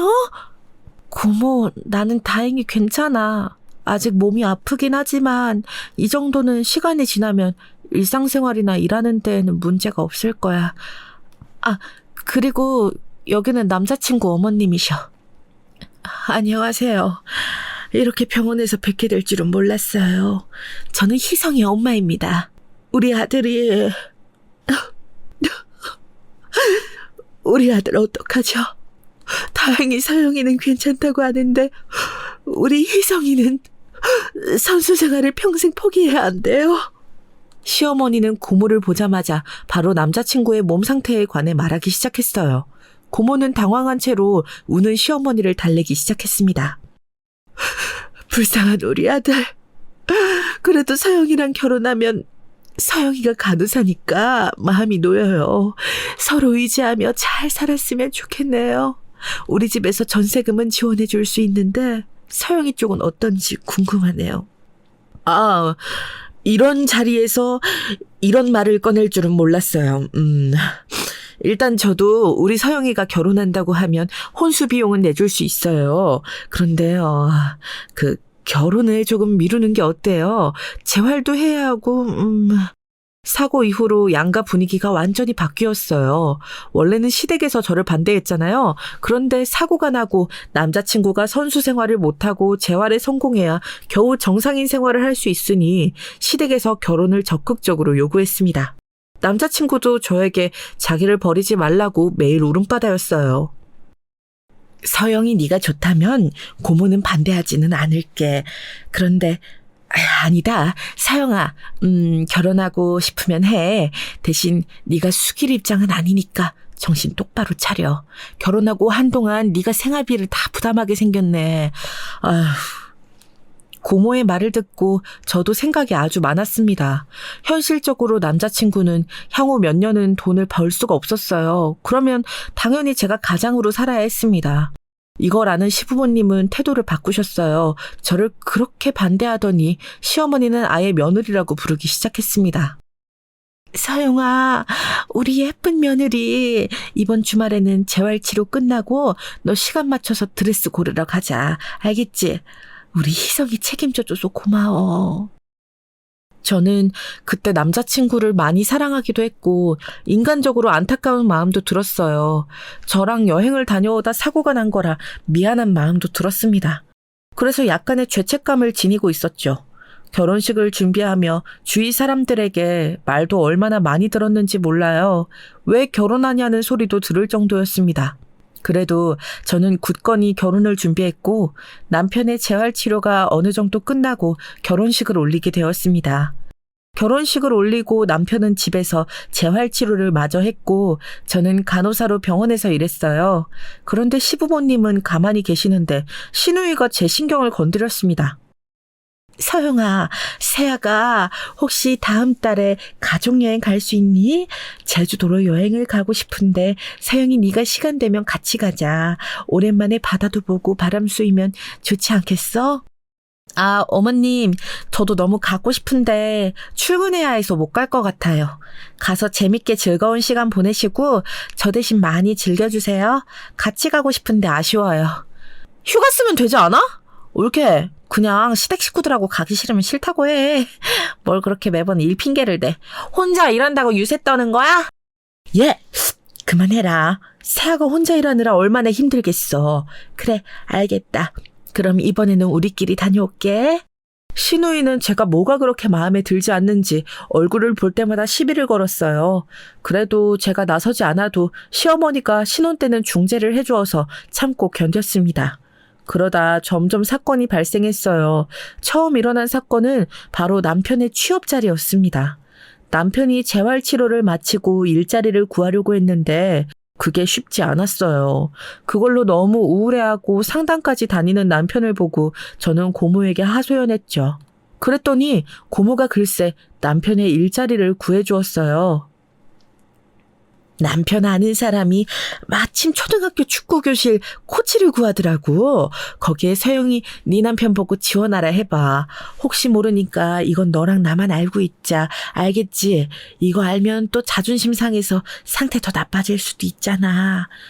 알겠어. 요즘 남편이 자신감도 없고 자존감도 많이 떨어졌어. 옆에서 보는데 나까지 우울하더라. 고모부한테 고맙다고 대신 전해드려. 내가 시간 나면 미국 갈게. 고마워, 고모. 고모한테 몰래 취업 자리를 소개받은 저는 남편에게 진지하게 말했습니다. 남편을 너무 사랑했고 안쓰러운 마음에 저는 옆에서 많이 도와주었어요. 여보, 웬일이야? 나 붙었어. 당장 다음 달부터 출근하래. 이게 다 당신 덕분이야. 내가 사고 났던 경험이 있어서 불안했는데 다행히 괜찮대. 초등학생들 담당하는 거라 이 정도면 문제가 전혀 없을 거래. 만약 당신이 이런 공고했다고 알려주지 않았으면 난 평생 몰랐겠지? 고마워. 어머, 정말이야? 웬일이야? 당신 진짜 대단하다. 재활도 성공적으로 됐으니까 이제 당신 인생은 문제 없어. 내가 옆에서 앞으로도 진짜 많이 도와줄게. 결혼하고 남편이 그렇게 환하게 웃는 모습을 저는 처음 보았어요. 제가 좋아하는 환한 웃음을 보고 다행이라고 생각했습니다. 고모한테도 고맙다고 말했더니 고모는 오히려 다행이라고 하셨어요. 남편은 출근하게 되면서 활기를 되찾았습니다. 제가 좋아하던 예전의 그 당당한 모습이 얼마나 보기 좋았는지 몰라요. 그런데 문제가 하나 생기기 시작했어요. 남편의 취업을 고모가 해줬다는 사실은 고모와 저만 아는 사실이었잖아요. 그러다 보니 시댁 식구들은 남편이 오로지 자기 힘으로 취업한 줄 알고 있었어요. 그래서 시부모님의 반응이 조금씩 바뀌기 시작했습니다. 아니, 나는 우리 아들이 이렇게 취업할 줄 알았어. 교통사고가 났어도 우리 희성이가 어릴 때부터 튼튼했잖아. 그렇게 촉망받던 선수였으니까 일반인하고 다르지. 내가 낳았지만 우리 아들 진짜 너무 기특하고 대단해. 내가 주변에 말했더니 다들 놀라더라. 사고 나고 재활 열심히 한 것도 대단한데 취업까지 했다고 하니까 영화에 나오는 주인공이래. 나도 우리 동생 너무 대단하다고 생각해. 이게 다 서영이가 재활치료에 도움을 많이 줘서 그래. 나는 결혼을 너무 잘했어. 만약 서영이가 없었다면 나 절대 재활에 성공하지 못했을 거야.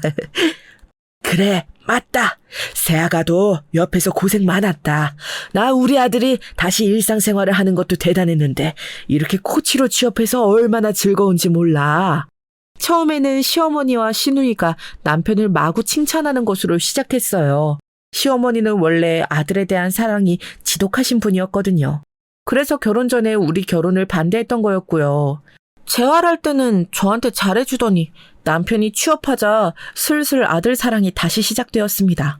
시누이는 한결같이 저를 싫어했어요. 처음에는 왜 나를 저렇게 싫어할까 궁금했는데 어느 날 진실을 알게 되었습니다. 아, 우리 누나? 누나 꿈이 간호사였어. 그런데 우리 누나가 고등학생 때 공부를 진짜 못했거든.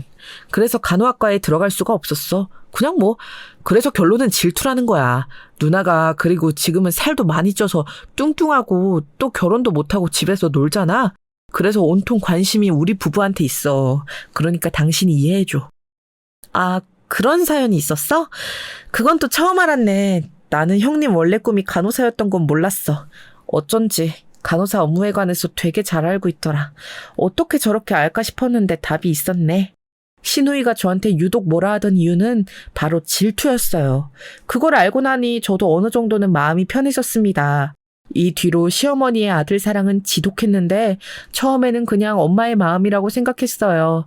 운동선수였던 아들이 교통사고가 났다가 재활해서 취업했다고 하면 누구라도 신이 날 수 있잖아요? 조금 시간이 흐르면 괜찮아질 줄 알았어요.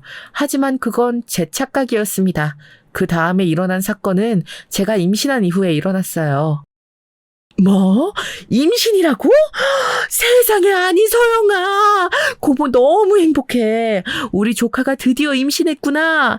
우리 서영이 그때 사고 나고 몸이 많이 안 좋아져서 고모가 얼마나 걱정했는지 알아? 시험관 한다더니 다행히 자연 임신이 된 거야. 웬일이야. 이건 진짜 하늘에 있는 오빠네 부부가 내려준 아기 천사야. 남편도 그렇고 우리 부부는 꼭 아기를 낳고 싶어 했잖아. 그런데 우리가 둘 다 몸이 안 좋으니까 어느 정도 포기했었거든. 그런데 남편이 취업하고 다시 활기를 찾아서 준비했는데 고모도 알지. 내가 그때 교통사고 나고 몸이 안 좋아서 시험관을 할지 말지 엄청 고민했었어. 그런데 너무 기적적으로 아기가 생겼어. 남편하고 나랑 안 믿겨서 얼마나 확인했는지 몰라. 그러니까 아니 나는 우리 서영이가 언제 이렇게 커서 임신까지 했는지 모르겠어. 돌쟁이였던 게 어제 같거든. 아, 왜 눈물이 나지? 서영아, 이렇게 잘 자라줘서 고모가 너무 고마워. 고모가 미국으로 넘어오고 너한테 미안해서 한동안 울었던 게 어제 같은데 웬일이야. 고모는 할 만큼 했고 그 이상으로 해주고 있어. 도대체 왜 울어, 참나. 고모는 나한테 엄마나 마찬가지잖아. 아무튼 그래서 임신 소식 알자마자 고모한테 알리고 싶었어. 아, 그리고 직장은 임신인 거 확인하자마자 휴직했어. 아무래도 몸이 무리하면 안 될 것 같더라고. 그래, 잘했다 서영아. 무슨 일이 있어도 항상 네 몸이 우선이야, 알지? 아기도 소중한 존재지만 고모는 네 몸이 더 걱정이다. 혹시라도 무슨 일 생기면 시차 생각하지 말고 무조건 연락해. 알겠지? 당연하지. 고모. 고마워. 그럼 나 이만 끊을게. 남편과 저는 아기를 가지고 싶어 했거든요. 저는 부모님이 없이 고아로 자라서 가족에 관한 욕망이 매우 큰 상태였습니다. 물론 고모가 너무 훌륭하게 저를 키워주셔서 감사했던 건 맞아요. 그거랑 별개로 제대로 아이를 키우고 싶은 마음이었죠. 제가 임신한 소식을 알리자 시부모님도 좋아하셨어요.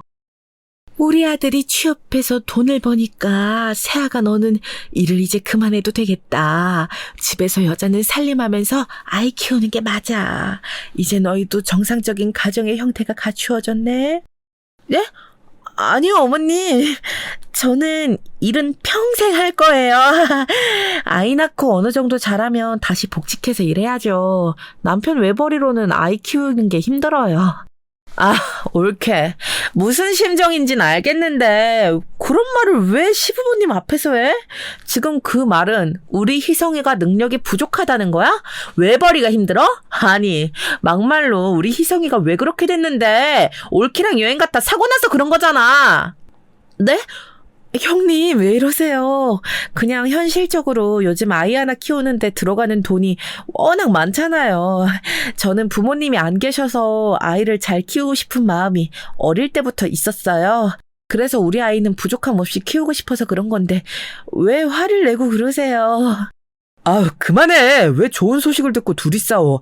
그건 아이 낳고 얘기해도 늦지 않아. 그러니까 그만해. 아, 정신 사나워. 신우이와 저는 임신 소식을 알린 날 서로 기분이 상했어요. 저는 축하만 받아도 모자랄 판에 저렇게 나오는 신우이가 너무 미웠습니다. 그런데 그날 기어코 사건이 일어났어요. 밥을 먹고 시부모님과 남편이 잠시 마트에 과일을 사러 갔습니다. 그래서 신우이와 저만 집에 있었는데 신우이가 기어코 시비를 걸더라고요. 옳게, 내가 진짜 혹시나 해서 그러는 건데 임신했다고 남들처럼 유세 떨고 그러지 마. 우리 희성이 시켜서 새벽에 뭐 사러 가라거나 그러지 마. 내 동생 고생시키지 말라는 거야. 무슨 말인지 알지? 형님, 그건 우리 부부가 알아서 할 일이에요. 그리고 임신하는 게 매년 있는 일도 아니잖아요. 아직 그런 적은 없고 그럴 생각도 없어요. 하지만 부탁할 수도 있는 거 아닌가요? 저는 남편 재활할 때 먹고 싶어 하면 새벽에 운전해서 포장도 했었어요. 부부라는 게 원래 이렇게 돕고 사는 거죠. 뭐? 그거랑 이거랑 같아? 우리 희성이는 그때 아픈 상태였잖아. 물론 지금은 너무 훌륭하게 버텨서 취업까지 했지. 그런데 올케는 충분히 참을 수 있는 상황이잖아. 기가 막혀. 그렇게 내 동생 괴롭히고 싶어? 이러려고 결혼했니? 이게 괴롭히는 거예요? 저는 희성 씨한테 늘 최선을 다하고 있어요. 희성 씨랑 저는 둘 사이에 아무 문제도 없는데 형님은 왜 매번 그러세요? 임신해서 예민해진 상태였는데 신우이는 자꾸 제 신경을 건드렸어요. 평소 같았으면 저도 참았을 텐데 그날은 제 임신 소식을 전한 날이었습니다. 그래서 시부모님과 남편이 없는 틈을 타서 둘이 거의 싸웠어요. 서로 감정이 상할 대로 상했습니다. 그런 상태에서 시부모님이 다시 오셔서 그대로 마무리가 되었어요. 이렇게 끝나는 줄 알았는데 신우이와의 싸움은 이때부터 시작되었습니다.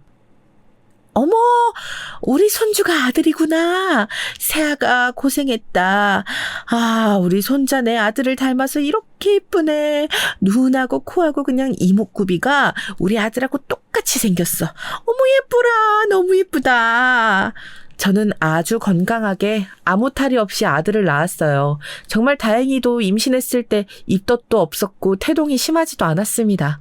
지금도 순한 아들인데 뱃속에 있을 땐 아주 순해서 효도를 제대로 했죠. 심지어 아들은 조리원에서도 유명한 순둥이였어요.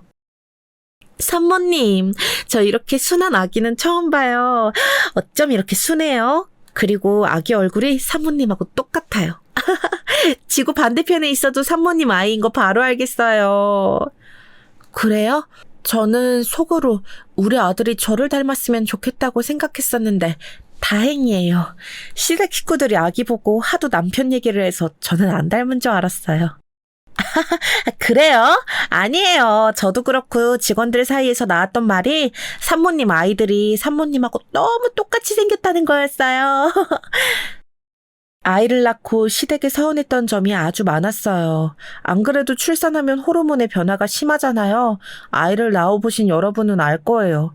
저는 유일한 가족인 고모가 미국에 있어서 옆에 있는 사람이 남편뿐이었어요. 하필이면 고모가 그때 고모부랑 미국에서 하는 사업이 너무 바빠서 도저히 올 수가 없었거든요. 어머, 너무 예쁘다. 이렇게 핸드폰으로 봐도 화면에서 예쁜 게 느껴져. 어머, 우리 서영이랑 똑같이 생겼네. 서영아, 고모가 너무 바빠서 갈 수가 없어. 미안해. 그 대신 바쁜 것만 처리하면 고모가 바로 고모부랑 갈게. 알겠지? 고모, 나는 괜찮으니까 여유 생기면 그때 와. 괜히 바쁜데 나 신경 쓰지 말고. 고모가 정 바쁘면 내가 가지 뭐. 아이 조금 크면 같이 갈 테니까 기다려. 그래, 그러고 보니 서영이 너 결혼하고 한 번도 안 왔구나. 와서 편안히 쉬면서 고모랑 같이 놀러 다니자. 고모부랑 고모가 자식이 없어서 서영이 네가 내 딸이야. 알지? 항상 미안하고 고맙다. 당연히 알지. 내가 고모한테 그랬잖아. 고모는 내 엄마이자 아빠야. 그럼 나중에 아들 데리고 미국 갈게. 고마워. 고모는 우리 아들을 매우 보고 싶어 했어요. 우리 아들을 좋아하는 것은 시부모님도 마찬가지였습니다. 시어머니와 시누이의 제 아들에 대한 집착은 무서울 정도였어요. 아이고 예뻐라. 이리 와 우리 손자. 너무 예쁘다. 우리 희성이랑 똑같이 생겨서 더 예뻐. 웃는 모습을 보면 꼭 우리 희성이 어릴 때가 생각나. 그러니까 와 너무 예쁜데? 엄마 기다려봐. 내가 희성이 어릴 때 사진 가지고 올게. 비교해보자. 어머 똑같아. 어쩜 이렇게 똑같지? 아들을 데리고 시댁에 가면 항상 저는 외딴 섬처럼 있어야 했어요. 같이 있는데 외로운 마음이 들었습니다. 시어머니와 시누이는 저한테 눈길도 주지 않고 아들과 남편만 챙기더라고요. 서러운 마음이 너무 커서 눈물이 나올 것만 같았죠. 어느 날은 이런 적도 있어요. 그날도 시부모님이 아들을 보고 싶다고 해서 데려갔어요. 우리 아들 이리 와. 손자는 네 누나한테 맡기고 이리 와서 갈비 먹어. 혼자 밖에서 돈 버느라 힘들지? 엄마는 항상 네가 안쓰러워. 가장이라는 게 그런 거야. 밖에서 고생하며 돈 버는 게 쉽지 않아. 그렇지? 아들을 낳은 것은 저였는데 시어머니는 항상 남편을 칭찬했어요. 아마 남편은 휴직한 상태가 아니라서 그런 것 같았습니다. 그런데 사실 제가 버는 돈이 남편 월급보다 훨씬 많았거든요. 비록 휴직한 상태라 그때는 일을 쉬고 있었는데 고생은 제가 더 많이 했어요. 재활치료부터 임신과 출산 그리고 신생아 육아까지 제가 전담했거든요. 그런데 시댁에 가면 항상 시어머니와 시누이는 남편을 안쓰럽게 여겼습니다. 팔은 안으로 굽는 게 당연하니까 그러려니 넘기려고 해도 서러운 마음은 날이 갈수록 심해졌어요. 첫 손주라고 시댁에서는 아주 관심의 대상이었죠. 백일잔치 때도 온 친척을 부를 정도였습니다. 제 가족이라고는 고모가 유일한데 고모는 너무 바쁜 상태여서 오질 못했어요. 이렇게 소외감을 느끼는 기간이 날이 갈수록 심해졌어요. 이러다 사건이 하나 발생하게 되었습니다. 어머, 정말 진짜야, 서영아? 아기 데리고 미국에 온다고? 세상에, 고모 너무 행복해. 안 그래도 고모부랑 한국에 가는 일정을 조율하고 있었거든. 우리가 워낙 바쁘니까 가도 하루 만에 다시 와야 해서 고민이었는데 잘 됐다. 나도 결혼하고 고모 못 봐서 그립고 요즘 출산해서 자꾸 더 보고 싶어. 병원에 가서 물어봤더니 우리 재찬이 개월 쓰면 비행해도 상관없대. 이제 곧 돌이잖아. 다 떠나서 내가 고모가 너무 보고 싶어서 그래. 그러면 남편하고 상의해서 미국 갈 날짜 정확히 정하면 알려줄게. 알겠어. 서영아, 고모가 모든 비용은 낼 테니까 너희는 몸만 와. 비행기 티켓 값도 보내줄게. 고모가 우리 조카한테 해줄 수 있는 게 이것뿐이라 그래. 거절하면 고모 마음이 훨씬 불편한 거 알지? 숙소도 우리 집이 커서 남는 게 방이니까 여기서 지내. 고모는 우리 서영이 오는 날만 기다려야겠어. 고모가 그렇게 말할 줄 알았어. 알겠어. 그러면 내가 날짜랑 비행기 정하면 다시 말할게. 고마워. 나도 고모 너무 보고 싶다. 아이를 낳고 고모를 본 적이 없어서 결국 제가 가는 선택을 하게 되었어요. 그런데 하필 정해진 날짜랑 시댁 식구들 여행하고 겹친 거예요. 어머, 그래? 그때 우리 가족끼리 여행 가자고 정해놨는데 어떡하지? 재찬이도 데려간다고? 아, 날짜를 바꿔야 하나? 마침 추석이라 다 갈 수 있을 줄 알았거든. 너무 곤란하네. 저희는 이미 비행기도 예약했어요. 아쉽지만 다음에 같이 가요. 우리 고모가 재찬이 낳고 한 번도 못 봤잖아요. 저도 고모가 너무 보고 싶어서 이번에는 여행 같이 못 갈 것 같아요. 옳게. 무슨 그렇다고 신생아를 미국 가는 비행기에 태워. 그거 학대 아니야? 아이한테 안 좋아. 그냥 고모가 올 때까지 참는 게 맞지. 시댁 식구들 단체 여행이고 딱 봐도 재찬이랑 같이 하는 여행인 거 안 보여? 아, 그렇게 눈치가 없어? 학대라뇨. 이미 병원에 가서 몇 번이고 물어봤어요. 일반적으로 8개월이 넘으면 비행 안전하게 가능하대요. 그리고 저 결혼하고 처음으로 미국 가는 건데요. 저도 남편처럼 이렇게 가족들이 가까이 살면 제 아들 비행기 안 태워요. 사정이 있는 거잖아요.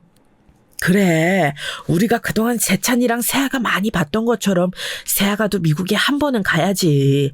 아쉽지만 어쩔 수 없는 거잖아. 물론 아쉽다. 우리도 시간을 다 맞추는 게 쉬운 일은 아니잖니. 서영이가 결혼하고 처음 미국 가는 건데 다 왜 그러세요? 원래 서영이 결혼 전에 매년 미국에 갔는데 결혼하고 그러지도 못했어요. 이미 다 정해진 일정이니까 그만하세요. 재찬이랑 여행은 우리는 시간만 맞으면 언제든지 갈 수 있잖아요. 남편의 중재로 겨우 마무리되었지만 너무 서운했어요. 만약 남편이 아니었다면 거기서 엉엉 울었을 거예요. 그래도 그렇게 시댁과의 여행을 뒤로하고 저는 미국에 가서 고모를 볼 수 있었어요. 어머, 어머, 아우, 너무 예뻐. 세상에 이렇게 예쁠 수가 있어? 천사야, 여보. 아기 봐. 너무 예쁘지? 세상에, 서영아, 재찬이 낳느라 고생했어. 다들 이제 빨리 식사하자. 비행기까지 타고 미국 와줘서 고마워. 내가 보고 싶어서 온 건데 뭘. 고모가 우리 재찬이 예뻐하니까 나도 기분 좋다. 고모부도 오랜만이에요. 미국도 지금 내가 몇 년 만에 온 거야? 아, 세상에 너무 행복해. 고모와 고모부와 미국에서 지내면서 저는 얼마나 행복했는지 몰라요. 웃느라 시간 가는 줄 몰랐습니다. 꿈만 같던 시간이 지나고 한국을 가는 날이 되었어요. 고모가 저를 몰래 따로 불러서 진지하게 얘기하더라고요. 서영아, 고모가 우리 조카한테 해줄 수 있는 게 이것뿐이야. 이거 고모부랑 고모가 서영이 넣어주려고 준비한 돈이야. 그동안 바쁘게 일했던 거 알지? 다 이것 때문이었어. 이걸로 너의 지금 사는 집 매매해. 그리고 서영이 너 평생 돈 걱정 안 하게 고모가 다 해줄게. 고모, 이게 무슨 일이야? 진짜야? 아니, 이렇게 안 해줘도 돼. 아, 나는 고모한테 살면서 받기만 하잖아. 어렸던 나를 이렇게 키워준 것만으로도 고마운데. 재찬이 보니까 너 어릴 때 더 생각나더라. 우리 서영이도 저렇게 어렸던 게 어제 같은데 언제 이렇게 컸어. 고모가 항상 고맙고 미안해. 어쨌든 그러니까 앞으로 돈 걱정은 하지 마. 알겠지? 고모는 어마어마한 금액의 통장을 저에게 주었어요. 그리고 그 돈은 제가 평생 일하지 않아도 되는 금액이었습니다. 한국에 오자마자 저는 남편과 상의하고 전세살이를 끝냈어요. 지금 사는 집이 마음에 들어 바로 부동산에 가서 집주인과 연락해서 매매했습니다. 다만 남편에게는 고모가 준 돈에 관해 다 말하지는 않았어요. 고모가 저만 알고 있으라고 했거든요. 이렇게 행복하게 인생을 살려고 했는데 시누이와 대판 싸우게 되는 일이 발생했습니다. 어머님, 이거 면세점에서 어머님 드리려고 남편하고 같이 고른 지갑이에요. 예쁘죠? 어머님께 어울릴 것 같았어요. 아버님은 이거예요. 마음에 드세요? 어머, 세아가 고맙다. 뭘 이런 걸 사왔어. 미국에는 조심히 잘 다녀왔니? 우리 재찬이 보자. 아이고, 우리 손자도 고생 많았어. 저는 남편과 미국에 다녀오면서 시댁 식구들의 선물을 준비했어요. 시부모님은 각각 명품 지갑을 선물했고 시누이는 명품 화장품을 선물했어요.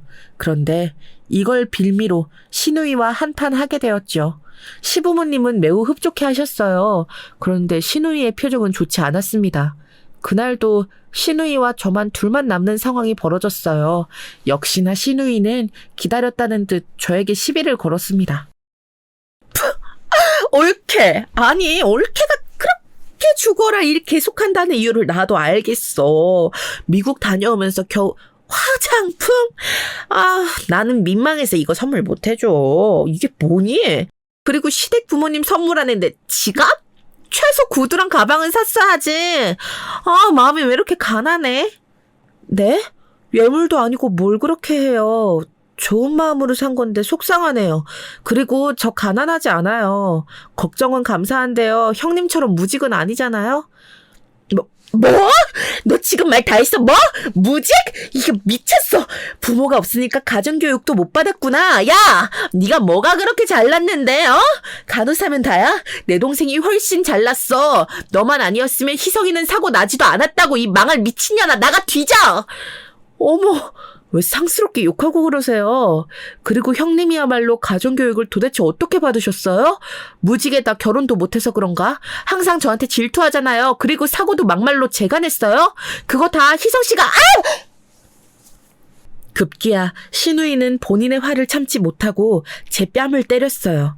순간 너무 황당하고 어이가 없었습니다. 그때 마침 시부모님이 우리가 있는 쪽으로 오셨어요. 저는 그동안의 서러움이 다 몰려오기 시작했습니다. 남편이 없는 것을 확인하고 저는 진실을 말하기 시작했어요. 그동안 내가 속 시원하게 말 못했는데 지금 희성씨 취업도 제가 우리 고모 통해서 해줬거든요. 막말로 저 아니면 희성씨 재활도 성공 못했고 취업도 당연히 못했어요. 이거 거짓말 같으면 직접 물어보세요. 그리고 저 제 돈으로 지금 사는 집도 매매했거든요. 평생 일 안 하고 먹고 산다고요. 진짜 답답해서 제가 모든 사실을 털어놓자 신우이는 아무 말도 못하고 입을 꾹 다물었어요. 시부모님 역시 놀란 눈치였습니다. 그렇게 잘난 희성씨, 저 없으면 어떻게 될까요? 적당히 하라고! 아우, 답답해. 희성씨가 이 사실 알면 그때는 어떻게 될지 저도 몰라요. 또 우울증 발생해서 죽는다고 소리칠 수도 있겠죠. 그건 여러분께 달렸네요. 내가 미안하다. 어우, 세아가, 우리가 미안해. 이런 사연이 있을 줄은 몰랐다. 옳게, 잠시만. 내가 미안해. 무슨 오해가 있었던 것 같아. 정말 미안해. 아니. 급기야 시어머니와 시누이는 저에게 싹싹 빌기 시작했어요. 진실을 털어놓자 그렇게 마음이 편할 수가 없었습니다. 얹혔던 게 다 내려가는 느낌이 들었어요. 이 뒤로 어떻게 되었냐고요? 시댁 식구들은 제 눈치를 보기 바빠요. 너무 속이 시원합니다. 그렇게 제 직업과 돈에 관해 얘기하는 것도 없어졌어요. 요즘은 그래서 시댁에 가도 아무렇지 않았고 오히려 재밌습니다. 여기까지가 제가 준비한 사연이에요. 재밌게 들으셨나요? 저는 재밌었는데 여러분들도 그렇게 느끼셨다면 좋겠어요. 들어주셔서 감사합니다.